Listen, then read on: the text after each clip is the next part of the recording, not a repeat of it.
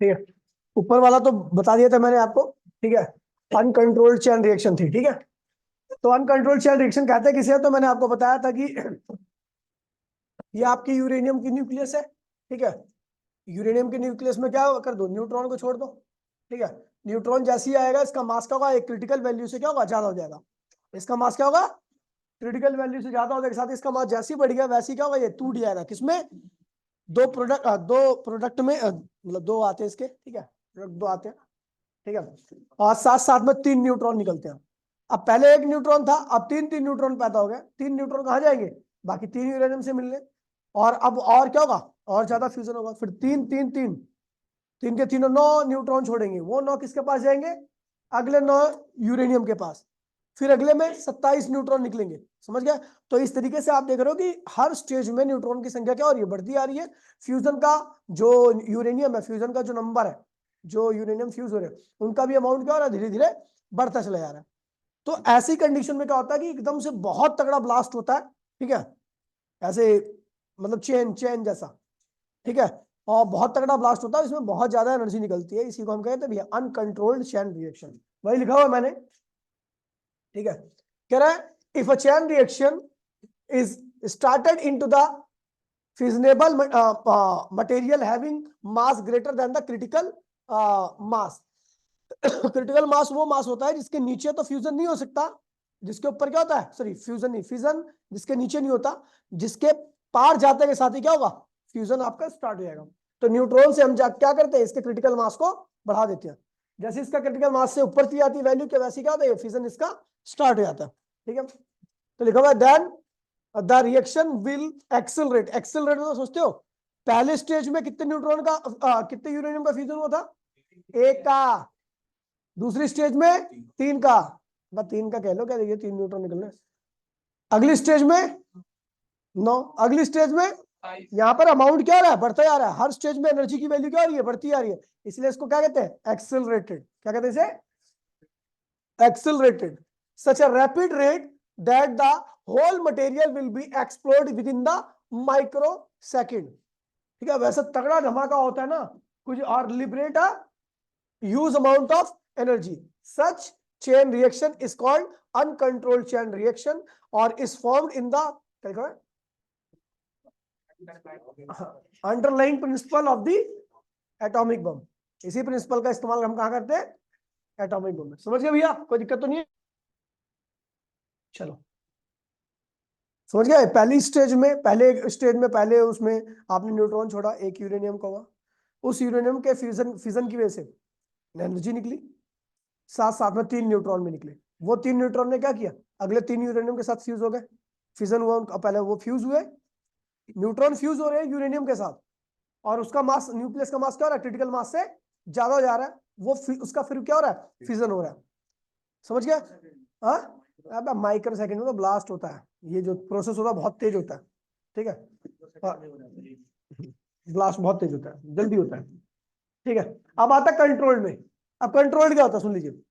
Control में जैसे आपके तीन न्यूट्रॉन निकले, पहली स्टेज में कितने न्यूट्रॉन निकले, आपने तीन में से दो को हटा लिया, किसी भी तरीके से एब्जॉर्ब करा लिया। वैसे न्यूक्लियर रिएक्टर है नहीं सिलेबस में ना, उसमें पढ़ लेते आप।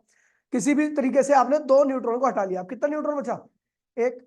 अब एक जाएगा, फिर अगर एक यूरेनियम के साथ फ्यूज होगा, फिर उसका फिर दोबारा से क्या होगा, फिजन होगा। ठीक है, अब वो एक, जब दोबारा से उसका फिजन हुआ तो फिर क्या निकले, तीन न्यूट्रॉन। फिर तीन न्यूट्रॉन में से दो न्यूट्रॉन को क्या करो, हटा दो। आगे किसको जान दो, केवल। तो जब आपकी इच्छा अनुसार ऐसा कुछ न्यूट्रॉन्स को हटा देते हो और अपने हिसाब से ही न्यूट्रॉन को आगे बढ़ने देते हो, तो आपके हिसाब से रिएक्शन होती है आगे। ठीक है, आपके हिसाब से ही आगे जो यूरेनियम है उनका फिजन होता है। ठीक है, अगर आप चाहते दो यूरेनियम का फिजन हो तो एक को हटा दो, दो को न्यूट्रॉन को जान दो, है ना। आप चाहते हो केवल एक न्यूट्रॉन का यूरेनियम का फिजन हो आगे, ठीक है, तो आप दो न्यूट्रॉन को हटा दो, केवल एक न्यूट्रॉन को क्या करो, आगे जान दो। इस तरह के फिजन को हम क्या कहते हैं भैया, कंट्रोल्ड चेन रिएक्शन। क्या कहते हैं इसे, वही लिखा हुआ है। The chain reaction can be controlled and maintain to study by the absorbing a suitable number of neutrons. कुछ न्यूट्रॉन्स को हम क्या करते हैं, एब्सॉर्ब कर लेते हैं, मतलब हटा देते हैं। ठीक है, उसके बाद लिखा हुआ है ईच स्टेज द रिएक्शन, ठीक है, प्रत्येक स्टेज में से कुछ न्यूट्रॉन्स को हटाते जाते हैं, सो दैट एन एवरेज, क्या लिखा है, एवरेज न्यूट्रॉन्स रिमेन अवेलेबल। आपके पास केवल क्या होता है, पता नहीं क्या, मतलब एक ही, मतलब जितने आप न्यूट्रॉन चाहते हो वही न्यूट्रॉन्स आपके पास अवेलेबल होते हैं, ठीक है, बाकी आप उसको, बाकी को हटा क्या करते हो, हटा देते हो, ठीक है, फॉर एक्साइटिंग फर्दर फिजन, आगे फर्दर फिजन करने के लिए कुछ ही न्यूट्रॉन, जितना आप चाहते हो उतना ही आगे बढ़ पाते हैं। Such reaction is called control chain reaction, और इसका इस्तेमाल होता है न्यूक्लियर रिएक्टर में। कहां पे होता है, ठीक है, hence energy release does not get out of the control, इतनी ज्यादा एनर्जी नहीं निकलती कि वो क्या हो जाए, आउट ऑफ कंट्रोल हो जाए। The nuclear reactor work on the principle of control chain reaction. ये क्वेश्चन आता है कि कंट्रोल चेन रिएक्शन पर कौन काम करता है, न्यूक्लियर रिएक्टर, और एटम बम पे कौन, किस पे काम करता है, अनकंट्रोल्ड चेन रिएक्शन पे, क्योंकि वहां पर मुझे बहुत एनर्जी चाहिए होती है, तो मैं चाहता हूं कि ज्यादा से ज्यादा यूरेनियम का क्या हो जाए, फिजन हो, ठीक है, और यहाँ पर अपने को इतनी एनर्जी चाहिए जितना हम कर सके, ठीक है। फिर आता है भैया न्यूक्लियर फ्यूजन, क्या आता है, फ्यूजन। न्यूक्लियर फ्यूजन क्या है, तो भैया इसमें एक प्रोसेस है जिसमें दो लाइट न्यूक्लियाई जो होती है कंबाइन होती है और क्या बनाती है, और कंबाइन होने की भी कंडीशन होती है, देखिए भैया, high temperature and pressure to form a single nuclei called nuclear fusion. अब देखिए हाई टेम्परेचर क्यों चाहिए, हाई प्रेशर क्यों चाहिए, तो अभी आगे मैंने लिखवा रखा है, ठीक है। जैसे एग्जांपल में लिखवा रखा है, हाइड्रोजन और हाइड्रोजन मिलकर के क्या बना रहे हैं, हाइड्रोजन बना रहे हैं, लेकिन हाइड्रोजन को क्या है, आइसोटोप है, ये क्या है उसका, ड्यूट्रियम, क्या है, ड्यूट्रियम, तो इसलिए यहाँ पे क्या निकालना पड़ेगा, बीटा पार्टिकल निकालता है, बीटा पॉजिटिव पार्टिकल बाहर निकालता है, साथ में एक क्या निकालता है, न्यूट्रिनो पार्टिकल, और साथ में ये एनर्जी। ये आपको ये ध्यान रखना है कि इन दोनों का मास जो होगा वो इसके मास से क्या होगा, ज्यादा आएगा। अब भाई इन दोनों का मास क्या होगा, ज्यादा, और इन दोनों का मास का सम क्या होगा, कम आएगा। जो मास डिफेक्ट आएगा वही क्या होगा, एनर्जी की फॉर्म में बाहर जाएगा, ठीक है। अब जैसे देखिए यहाँ पे लिखा हुआ है the mass of the heavier nucleus, ठीक है, फॉर्म, ये जो हैवियर न्यूक्लियस बनी है इसका मास क्या होगा, इन दोनों लाइट न्यूक्लियाई के सम से क्या होगा, कम होगा, और जो मास डिफेक्ट आएगा वही क्या होगा, एनर्जी की फॉर्म में निकलेगा। ये क्या है, ड्यूट्रियम, ये भी क्या है, क्या बना दिया, हीलियम-3, क्या बना दिया, तो इन दोनों का मास क्या होगा, इसके मास से ज्यादा होगा, ठीक है, और यहां पर एनर्जी निकलेगी बहुत ज्यादा, ठीक है भैया। ऐसे ही आपका ड्यूट्रियम मिलकर के क्या बन रहा है, देखिए ड्यूट्रियम मिला और क्या बन गया, ट्रियम बना, मतलब हाइड्रोजन ही है, तो इसको दो न्यूट्रॉन, क्या निकालना पड़ेगा, हाइड्रोजन, और साथ में ह्यूज अमाउंट ऑफ एनर्जी। ये रिएक्शन में से कोई सी भी दो रिएक्शन याद कर लेना, काम आ जाएंगे आपके, ठीक है। Essential condition for nuclear fission, nuclear fission की कुछ कंडीशंस होती है। पहली कंडीशन क्या है, द फ्यूजन, देखिए the fusion reaction take place under the condition of extreme high temperature, pressure and density due to following reason. कह रहा भैया न्यूक्लियर फ्यूजन जो होता है वो कुछ एसेंशियल कंडीशन, पर्टिकुलर कंडीशन में होता है। पहली कंडीशन क्या है, हाई टेम्परेचर, क्या होता है। अब देखिए आपको पता है टेम्परेचर बढ़ाने से इलेक्ट्रॉन की जो एटम्स, जो न्यूक्लियस होती है, उनकी स्पीड क्या होती है, क्योंकि आपको पता है टेम्परेचर बढ़ाने से एक एनर्जी आती है जिसको हम थर्मल काइनेटिक एनर्जी कहते हैं, और उसकी वैल्यू क्या होती है, 3/2 kBT। ये जितना ज्यादा टेम्परेचर होगा उसकी काइनेटिक एनर्जी भी क्या होगी, उतनी ज्यादा होगी, उतनी तेजी से वो मूव करेंगे, और जितनी तेज मूव करेंगे उतनी तेजी से वो पास भी आएंगे एक दूसरे के, है ना। अब देखिए आपको पता टेम्परेचर ज्यादा करना क्यों पड़ रहा है, अगर टेम्परेचर ज्यादा रहेगा तो काइनेटिक एनर्जी क्या रहेगी, ज्यादा रहेगी, ज्यादा तेजी से पास आएंगे। आपको पता पास आने में एक बाधा है, क्या है, रिपल्शन।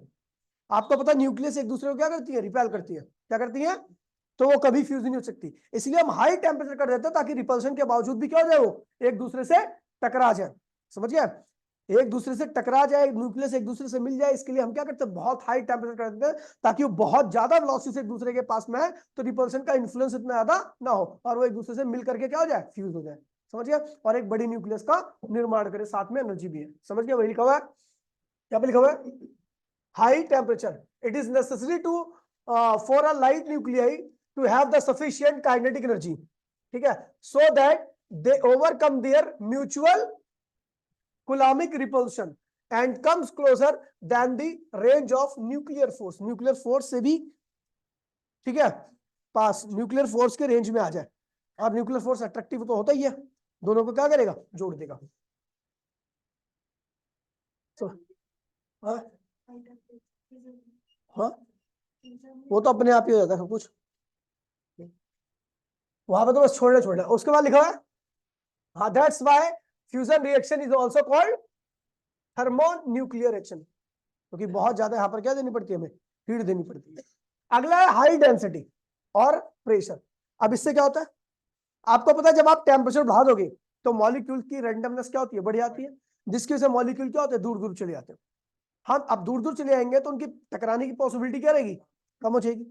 तो इसलिए हम क्या करते हैं, हाई प्रेशर अप्लाई करते थे। क्या करते हैं, हाई प्रेशर अप्लाई करते के साथ ही मॉलिक्यूल क्या करते हैं, बहुत पास पास में आते हैं। जो दूर दूर थे वो क्या हो गए, पास पास। अब पास पास में मॉलिक्यूल आ गए तो उनके टकराने के चांसेस क्या होते हैं, बहुत ज्यादा हो जाते हैं। समझ गए, यही लिखा हुआ है, लिखा हुआ है हाई डेंसिटी और pressure increase the chance of collision of light nuclei and hence increase the rate of fusion. समझ गए, डेंसिटी कर बढ़ाने से या प्रेशर बढ़ाने से क्या होता है, पास पास में आते हैं जो न्यूक्लियस होती है और उनके टकराने के चांसेस भी क्या होते हैं, बहुत बढ़ जाते हैं। फ्यूजन का रेट क्या होगा, बढ़ जाएगा। समझ गए, तो ये था चैप्टर पूरा खत्म हो गया। ठीक है, इसका क्वेश्चन करा ही रखे मैंने। ठीक है, चलो भैया फटाफट कॉपी कर लो इसे।